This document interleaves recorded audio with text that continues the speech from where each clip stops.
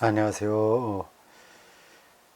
예레미야 공부하겠습니다. 오늘은 26장입니다. 맞죠? 26장.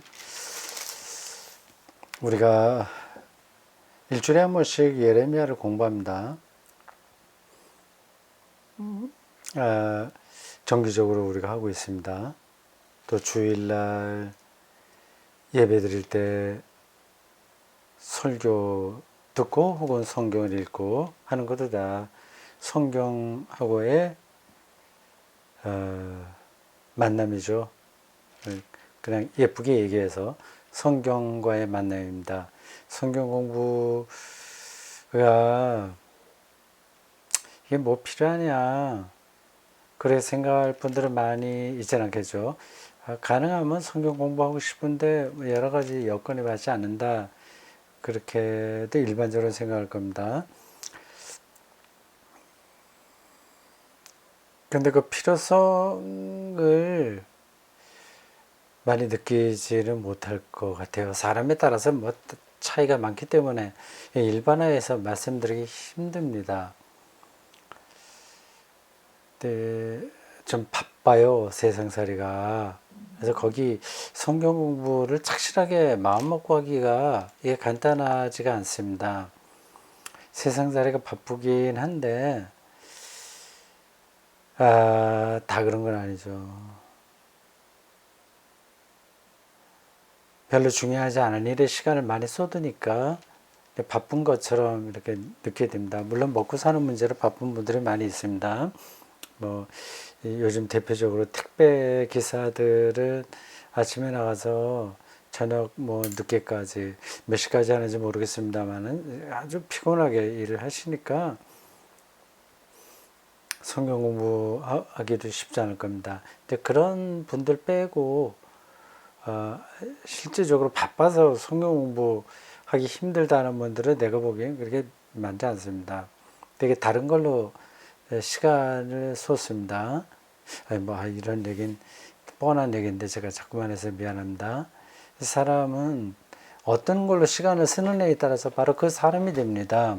매일 그 일 드라마, TV 틀어놓고 사는 사람들은 뭐 드라마만이 아니라 하여튼 그 유사한 것들, 그 재미, 엔터테인먼트, 재미, 뭐 그런데 시간을 다 쏟으면 그게 자기가 됩니다. TV조선 하루 종일 그거 TV 틀어놓고 사는 사람들은 그게 되는 겁니다. 그게 자기가 되는 겁니다.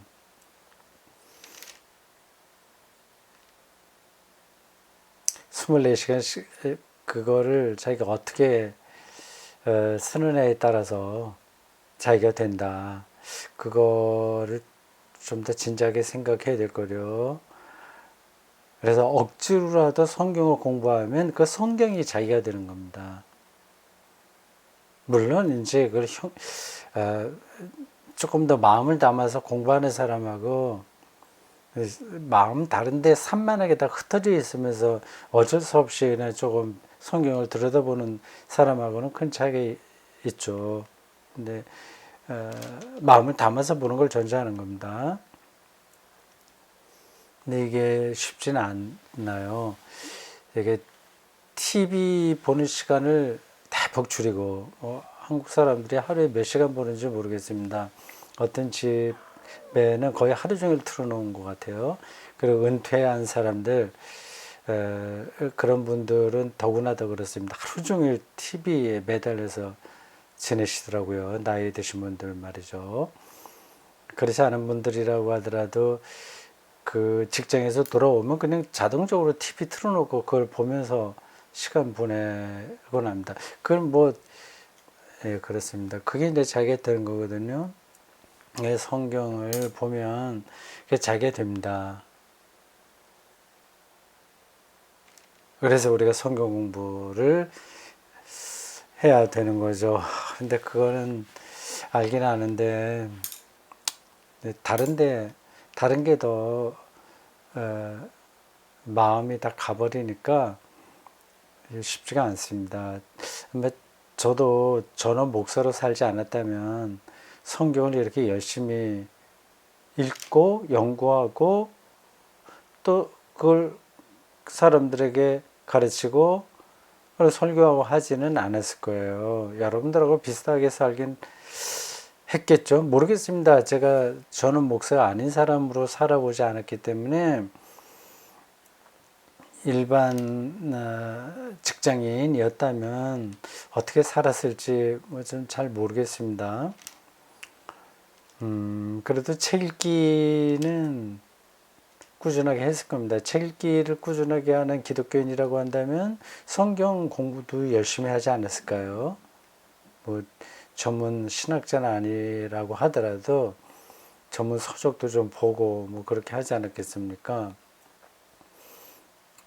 이런 평신도 중에서도 그 성경과 신학에 대해서 상당한 조예를 가지신 분들이 있어요. 좀 좋죠. 이렇게 되면. 다른 말이 길었습니다. 예레미야 오늘 26장입니다. 오늘 여기 26장은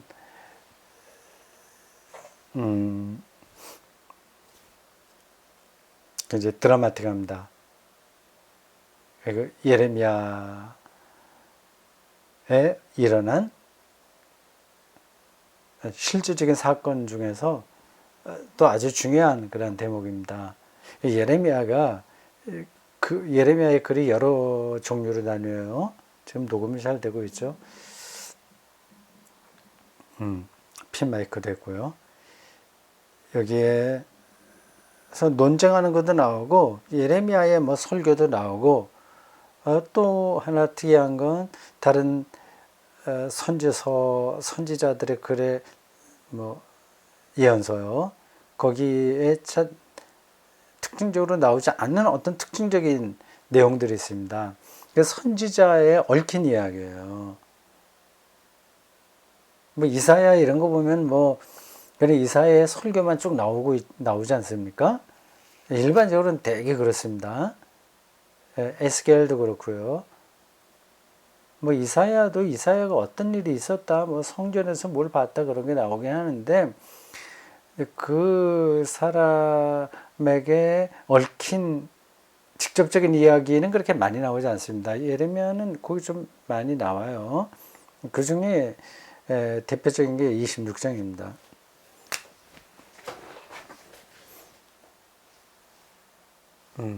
오늘 글씨가 잘 나가질 않네요. 예레미야 오늘 26장 공부합니다. 9월 오늘이 9월 9일이죠. 9월 9일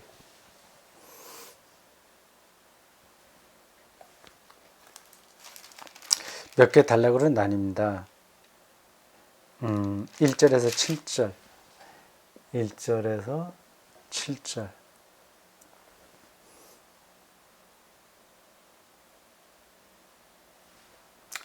8절에서 9절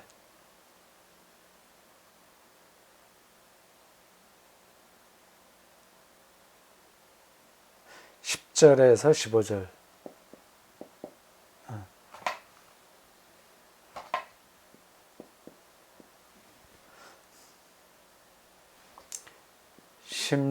16절에서 19절 그리고 24절 24절은 여기에 포함되는 겁니다.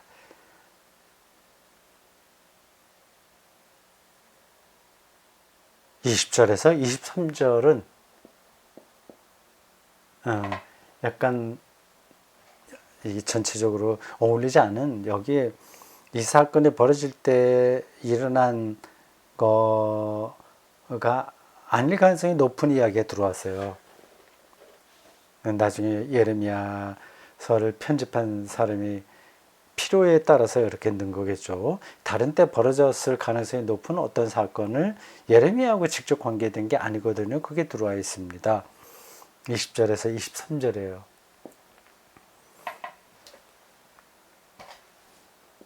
이렇게 나눌 수 있습니다. 1절에서 24절까지인데 이렇게 좀 나누어서 내용을 따라가면 되겠습니다.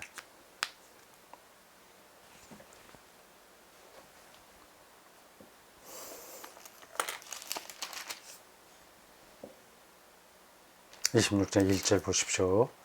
유다의 왕 요시야가 많이 등장하죠. 그 아들들에 대한 이야기입니다. 제가 몇 번에 걸쳐서 그 유다의 그 마지막 역사에서 어떤 왕들이 등장했는가 그런 거를 말씀드렸어요. 몇 번도 얘기했습니다. 요시야서부터가 중요합니다.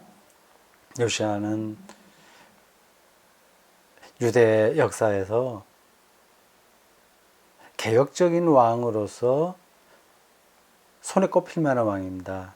특별한 왕, 요시야는 기억해 두십시오. 물론 다윗 왕이 가장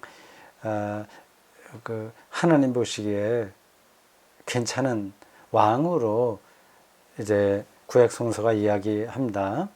이건 아주 특별한 왕이에요. 그건 아주 접어둬야 됩니다.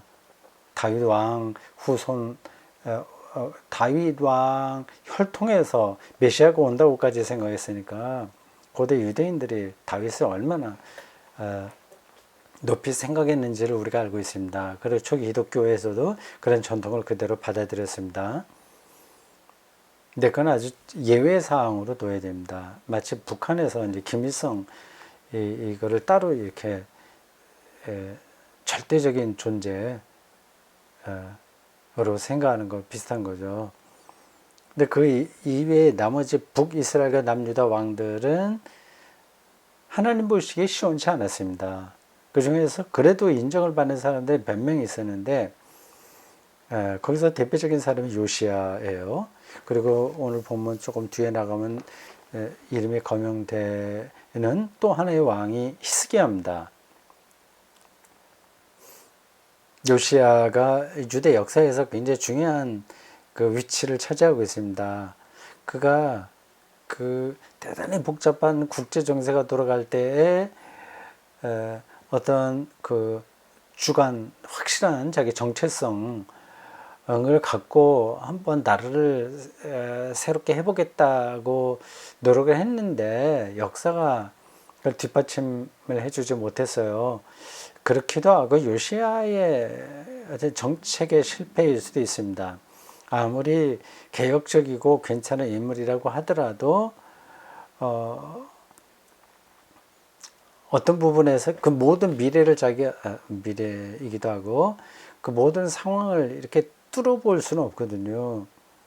그러니까 외교 정책의 실패도 가능한 겁니다. 요시야가 그런 실수를 한 거죠. 근데 만약에 국제 정세가 또 다른 면에서 내면적으로는 요시야의 한계고요.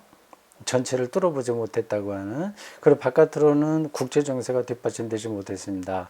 그래서 괜찮은 왕이었지만 죽은 거죠. 젊어서 40살쯤 돼서 죽었나?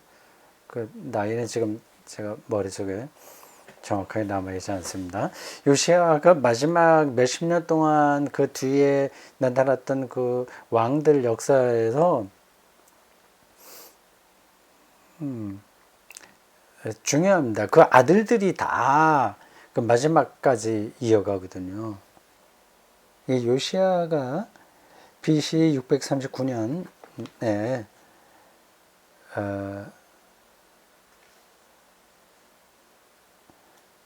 왕이 됐습니다. 요시야가 또 거론됐기 때문에 다시 한번 말씀드립니다. 요시야 왕이에요. 기억해 두십시오. 이 사람이 BC 639년 몇 세냐? 8세. 20살쯤 돼야 자기 정치를 하죠. 어렸을 때 이제 어머니가 대신합니다. 639년 8살에 왕이 돼서 좀 기다리다가 20살 가까이 됐을 때에 이제 자기 정치를 하게 됩니다. 그리고 이스라엘 남유다가 망한 때가 바벨론에 의해서 완전히 멸망할 때가 587년이에요. 이것도 BC입니다. 다 587년. 그리고 그 이전에 이미 1차 포로로 잡혀간 때가 BC 597년이겠죠. 이때도 바벨론에게 침략받아서 이제 두 손 들고 항복했습니다. 이때 다만 그 예루살렘이 그냥 항복했기 때문에 성이 예루살렘하고 성전이 무너지지는 않았습니다. 그러니까 왕조는 지속이 됐어요. 근데 이때는 이제 다 망했습니다. 이때가 계속 다 힘들었다고 하는 겁니다. 요시아가 639년부터 시작해서 609년까지 있었거든요. 이때 죽었습니다. 그러니까 이때부터 여기까지 계산하게 되면 얼마 안 되죠. 한 9년, 13, 9년하고 13 더하면 22년. 이 사람이 죽은 다음에 22년 후에 나라가 망한 겁니다. 예. 그러니까 요 22년 동안 요시아의 아들들이 통치를 했습니다. 여러 명이죠. 여호아하스, 여호야김, 그 다음에 여호야긴이라고 여호야김의 아들이니까 이 사람은 요시아의 손자죠.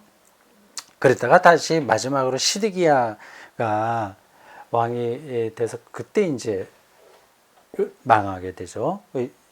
그게 요시아의 셋째 아들입니다. 요시아의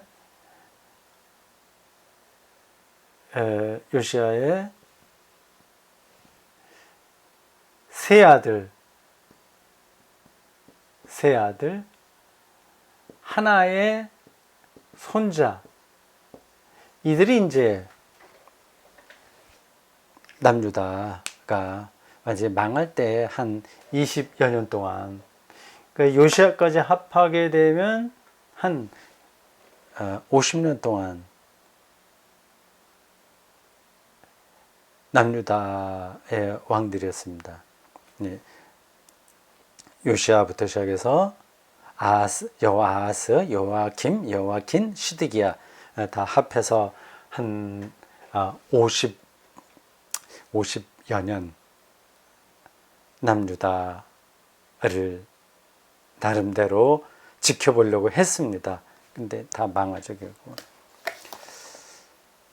자, 그래서 바로 그때 이제 예레미야가 선지자 활동을 했거든요. 그래서 요시아에 대한 이야기가 많이 나옵니다. 뭐 누구를 얘기하든지 요시아의 아들 뭐 이런 거 얘기를 해야 되니까요. 26장 1절. 유다의 왕 요시아의 아들 여호야김이 다스리기 시작할 때부터 여호와께로부터 말씀이 임하여 이르시되, 누구에게 임했겠습니까? 그 예레미야죠. 그래서 그 임한 이야기가 요시아의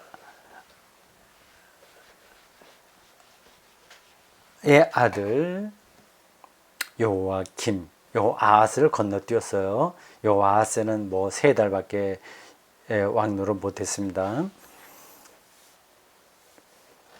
그때부터 하나님께서 예레미야에게 어떤 말씀을 주시는 거죠.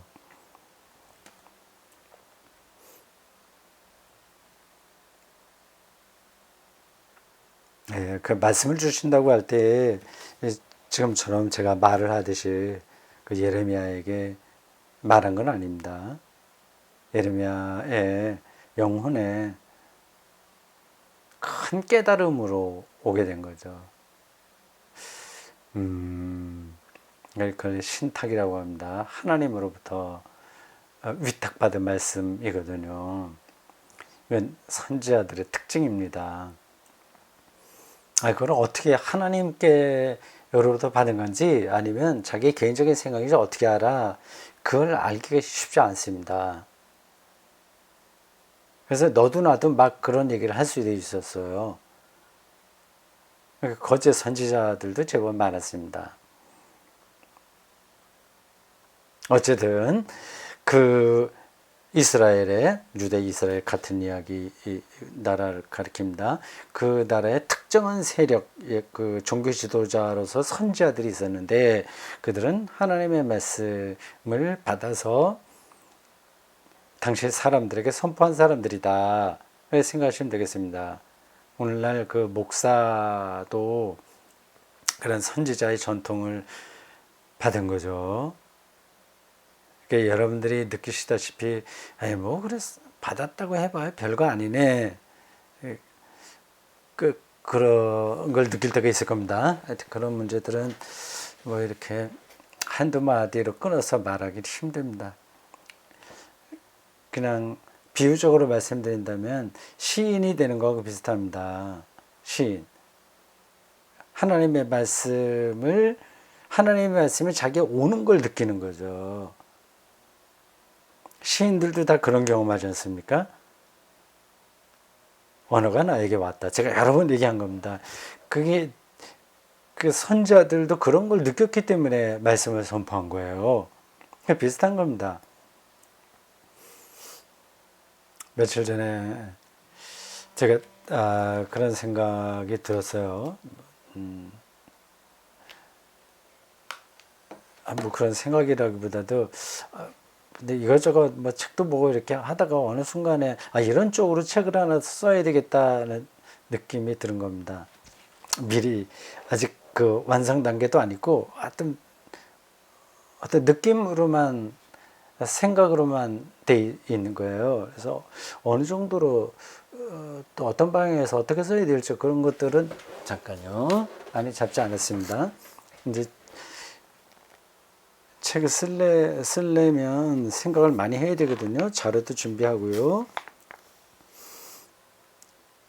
네, 재미 삼아서 말씀드린 겁니다. 책 제목이 뭐냐면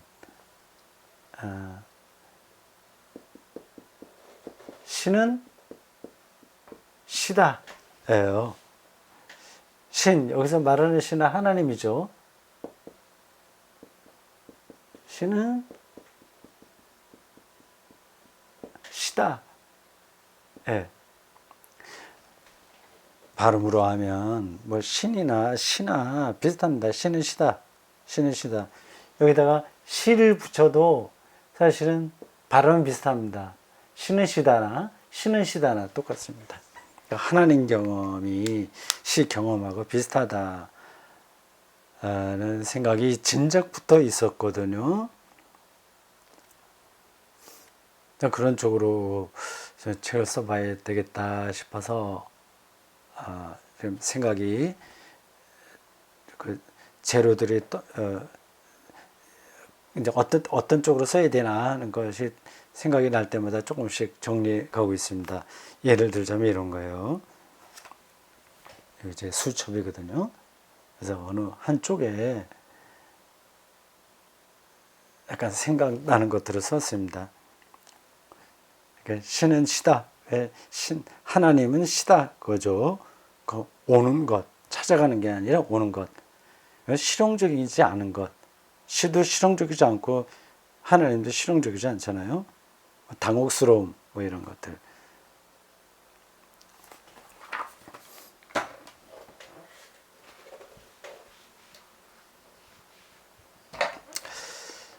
그 예레미야에게 어느 때부터 하나님 말씀이 마치 시인들에게 시가 오는 것처럼 임했다. 그 얘기입니다. 그 핵심 내용은 이스라엘이 악하다. 그래서 하나님의 재앙을 심판을 받을 수밖에 없다. 그러나 순종하면 뭐 돌이킨다고 하는 말씀이 나오겠죠. 돌이키리라. 3절에 돌이키심 그런 내용입니다.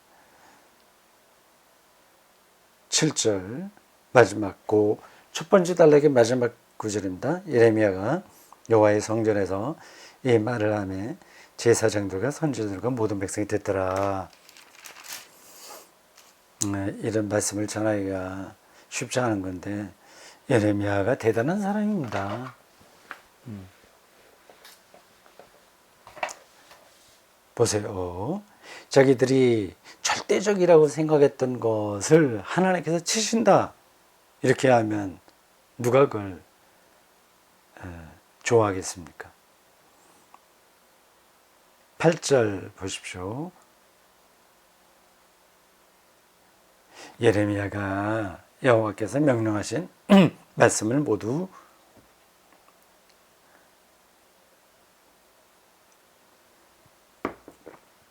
모든 백성에게 전하기를 마침에 제사장들과 선지자들과 모든 백성이 그를 잡아 죽이고 붙잡아 네가 반드시 죽어야 하리라. 폭동이 일어난 거죠. 제사장들과 선지자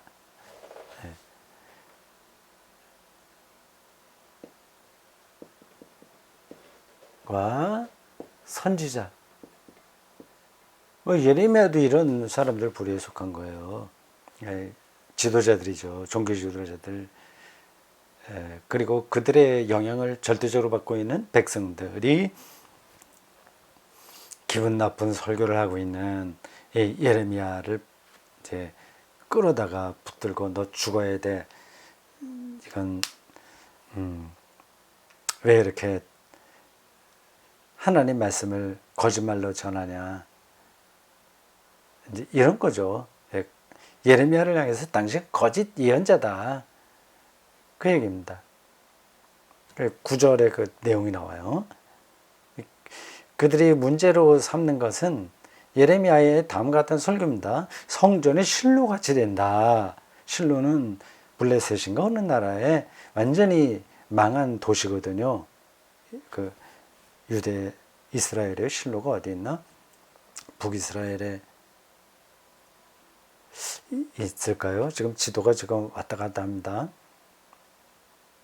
네, 그러니까 완전히 이방인들에게 공격을 받아서 완전 돌무더기처럼 돼버린 그 실로처럼 예루살렘이 된다.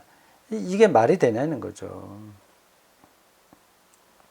9절 후반절에 보면 그래서 분위기가 굉장히 나빠졌습니다. 모든 백성이 성전에서 예레미야를 향해서 모여든다. 좀 뭐 죽여라 그랬겠죠. 민심이라고 하는 건 그렇게 뭐 조속 변개라고도 할 수 있을까요? 민심이 천심이라는 말도 있으나 민심이 꼭 옳은 것도 아닙니다. 그걸 판단하기가 쉽지가 않아요.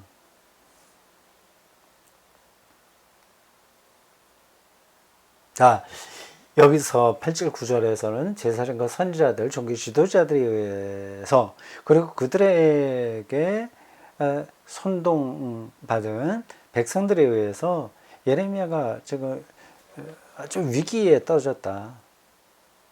돌에 맞아 죽든지 뭐 아니면 뭐 돌에 맞아 죽는 게 가장 일반적인데 아니면 정식 재판에 붙이든지 하여튼 상당히 어려운 상황에 떨어졌습니다. 근데 10절에서 15절 보면 상황이 좀 바뀌어요.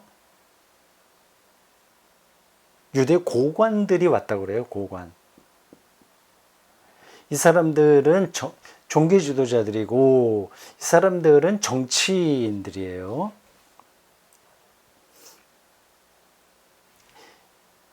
이 예루살렘 성전이 있고 그리고 왕이 있고 왕이 있는 궁 그리고 왕이 있으면서 또한 고관들이 집무를 보는 집무실도 있겠죠. 그래서 이렇게 멀지 않습니다. 성전에서 벌어지는 소란을 이제 전달받았겠죠. 뭐 직접 들을 수도 있고요. 그래서 고관들이 이건 어떻게 된 거냐 이제 소동이 일어나니까 이제 간 겁니다. 10절의 그 설명입니다. 왕궁에서 여호와의 성전으로 올라가 거기 많은 사람들 모여 있는 곳에 이제 고관들이 갔습니다. 뭐 국무총리야, 뭐 장관들, 이런 사람들 갔겠죠. 그래서 정식으로 이제 재판이 벌어지는 것 같습니다. 재판이라기보다 그냥 서로 옳고 그러다고 하는 것을 광장에서 그냥 막 펼쳐서 공개 토론하는 것 같습니다. 먼저 11절에 보면 선자들과 백성들이 미안합니다. 제사장과 선자들이 거기 모인 고관들과 백성들에게 말합니다. 그래서 예레미야는 죽어 마땅하다. 이미 앞에서 그렇게 자기들은 생각을 굳혔어요.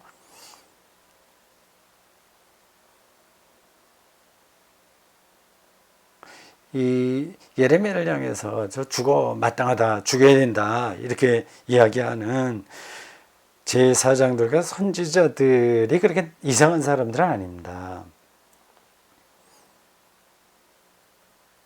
자기들도 나름으로 율법과 전통, 그런 나라를 잘 이렇게 유지되게 하기 위한 고민, 이런 것들을 다 하는 겁니다. 그냥 말도 되지 않게 이렇게 주장한 건 아닙니다. 신명기 18장 20절, 레위기 24장 16절 이하 이런 데 보면 그 이외에도 많습니다만 예레미야처럼 하나님의 말씀을 잘못 전하는 선지자는 죽여라, 이런 얘기가 있습니다. 그러니까 그들은 예레미야의 이 예언이 잘못됐다는 걸 전제하고 하는 이야기입니다. 근데 예레미야의 이 설교가 잘했는지 잘못됐는지 사실 판단하기는 쉽지 않아요. 어떤데 그들이 그렇게 판단하면 이 지도자들이니까 뭐 그럼 백성들은 다 따라가게 되지 않습니까?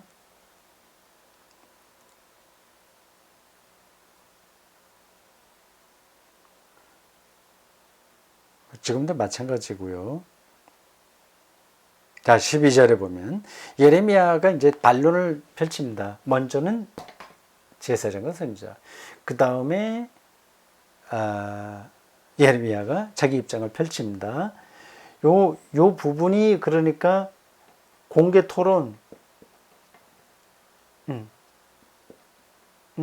토론 아니면 뭐 재판 뭐 이런 과정이라고 볼 수 있어요.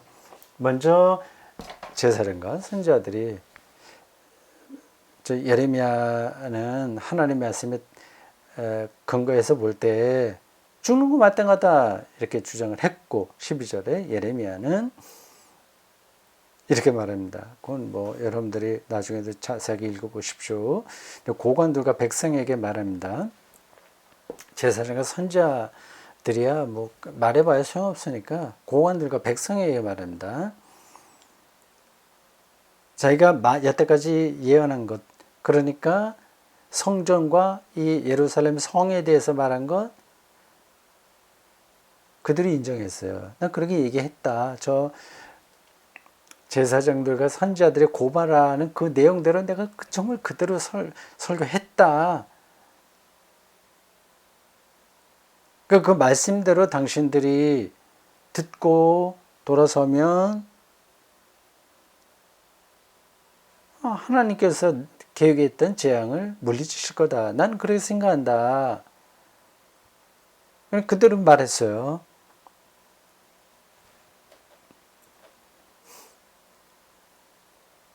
(14절과 15절에) 예레미야가 참 멋지게 이야기합니다. 멋지다고 하는 표현이 그렇긴 한데 역시 하나님 말씀에 사로잡힌 사람의 태도는 달라요.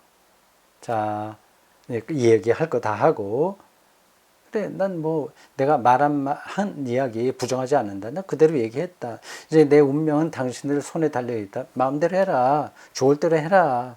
14절에 그렇게 나오잖아요. 너희 의견 좋은 대로, 옳은 대로 해라. 죽이고 싶으면 죽여라. 이제 얘기하는 거죠. 15절에 보면 나를 죽이면 무죄한 피를 흘리는 거다. 그렇게 또 협박인가? 아니면 협박이 아니라 자기 진리에 사로잡힌 사람이 하는 이야기죠. 근데 예레미야만 이런 얘기는 하지 않았을 거고요. 그 이스라엘 역사에서 이렇게 죽어갔던 많은 선자들도 비슷한 얘기를 했을 겁니다. 말은 누구나 그렇게 할 수 있어요. 그러니까 말 자체가 그렇게 뛰어난 건 아닙니다.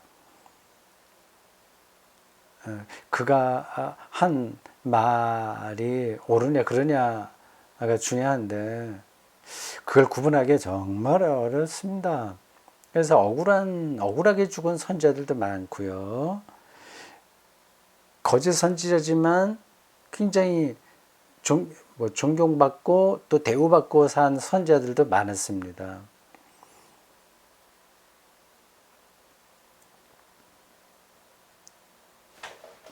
자, 그래서 어떻게 됐냐, 결과가. 여론이 예레미야 쪽으로 기울었습니다. 예상 밖이에요. 16절 보십시오. 고관들과 모든 백성이 제사장들과 선자들에게 이르되, 반대편이죠.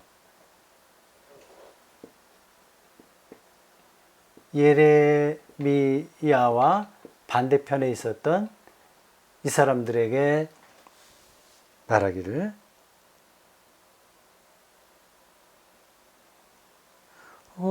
예레미야가 선지의 전통에 따라서 그 하나님의 말씀을 전했는데 그것 때문에 우리가 그를 죽인다는 거 이건 말이 되지 않는다. 선지자가 그런 정도의 자유가 없냐. 그가 한 말이 옳은지 그른지, 우리 이 예루살렘 성이 완전히 무너지고 성전도 무너지게 될지 안 될지는 모르나, 그러나 하나님의 말씀을 받아서 전한 이 예레미야 그것 때문에 그를 죽인다고 하는 거 이건 말이 되지 않는다. 이렇게 판단을 내렸습니다. 그 중에 존경을 받는 한 장로가 나타나서 회중들에게 이렇게 이야기하네요. 18절 19절입니다. 예레미야를 변호하는 거죠. 히스기야 시대에 미가라고 하는 선지자가 있었다. 히스기야에 대해서는 열왕기 하 거기 자세히 나옵니다. 앞에서 말씀드렸죠. 굉장히 괜찮은 왕이었습니다. 히스기야하고 연관된 이야기 중에서 우리가 이제 인상 깊게 남는 이야기는 이렇습니다. 그가 이제 죽을 때가 다 됐거든요. 죽을 병에 걸렸는지, 그래서 기도하니까 15년을 더 연장했다. 하나님께서 생명을 허락하셨다. 그런 이야기가 나옵니다. 히스기야 시대에 미가라는 선지자가 있었다. 그런 말로 이제 이 어느 장로가 나서서 예레미야를 변호하는 겁니다. 미가가 한 그 설교가 지금 예레미야가 한 설교하고 비슷하지 않냐. 미가 3장 12절에 보면 비슷한 이야기 나옵니다. 망한다. 미가가 그런 설교를 했다고 해서 미가를 죽였냐 그때? 아니지 않냐. 그 말입니다. 19절 보십시오. 유다의 왕 히스기야와 모든 유다가 그를 죽였냐? 아니다. 히스기야가 여호와를 두려워해서 뭐 등등등등 뭐 그렇게 나갑니다.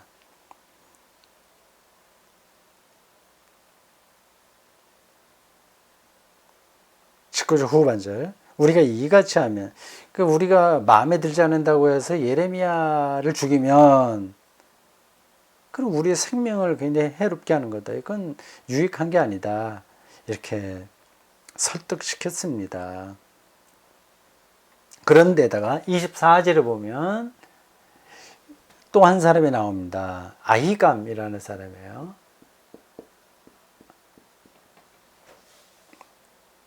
사반의 아들 아히감의 손이 예레미야를 도와주어 그를 백성의 손에 내어주지 아니하여 죽이지 못하게 하니라. 예, 유다의 어떤 장로와 아이감이라고 하는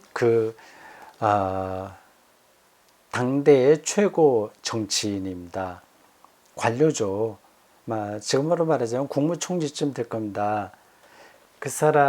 이런 사람들의 힘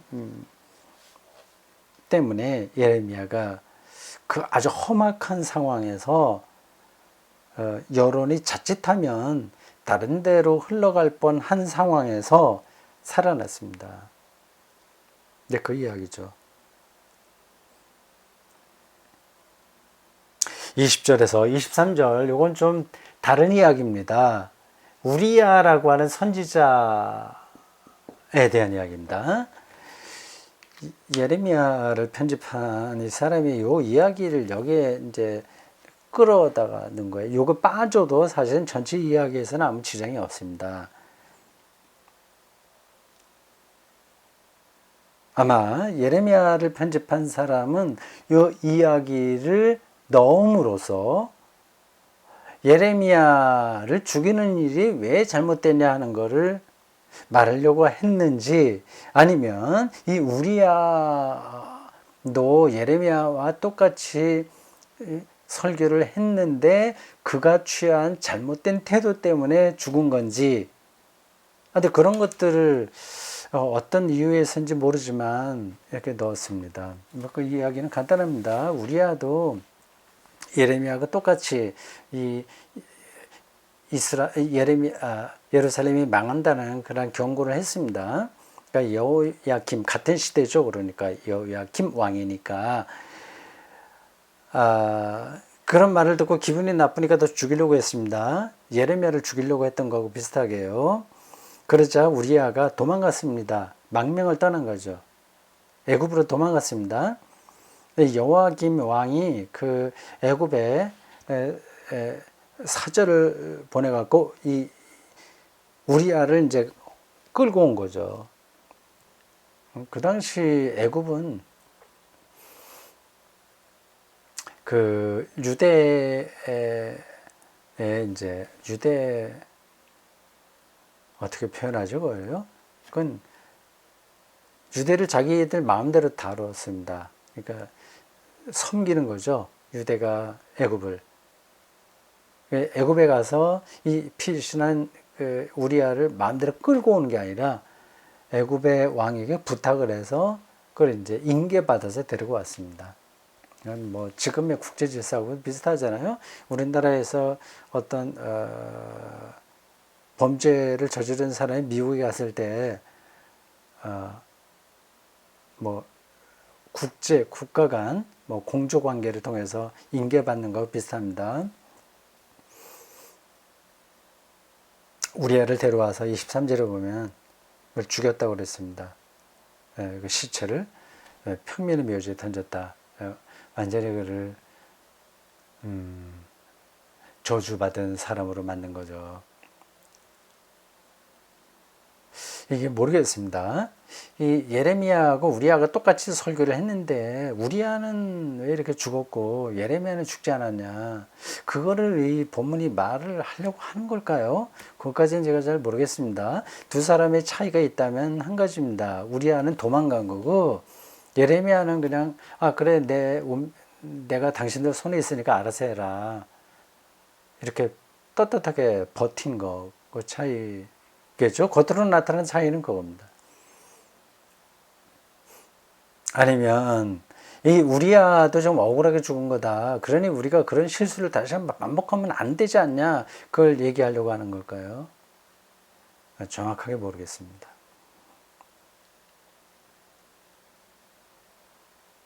자, 네, 다 됐습니다. 26장 재밌었죠. 그 당시에 얼마나 이러한 그 예레미야를 중심으로 해서 그 역사가 이렇게 드라마틱하게 전개되는지가 상상이 갑니다. 마지막으로 한 말씀을 드린다면, 이 제사장과 선지자의 나쁜 놈들이 아니에요. 예레미야와 다르게 역사를 보았다는 겁니다. 그리고 다르게 보고 다르게 볼 뿐만 아니라 넓게 보지를 못한 거죠. 이렇게 진리를 들을 만한 준비가 되지 못한 사람들입니다. 근데 그들에게는 예레미야가 버거운 거예요. 그래도 그들이 나쁜 사람들은 아닙니다. 이 모든 역사는 그렇게 충돌합니다. 예. 자, 여기까지 하겠습니다. 다음 주 수요일에 다시 뵙겠습니다. 안녕히 가십시오.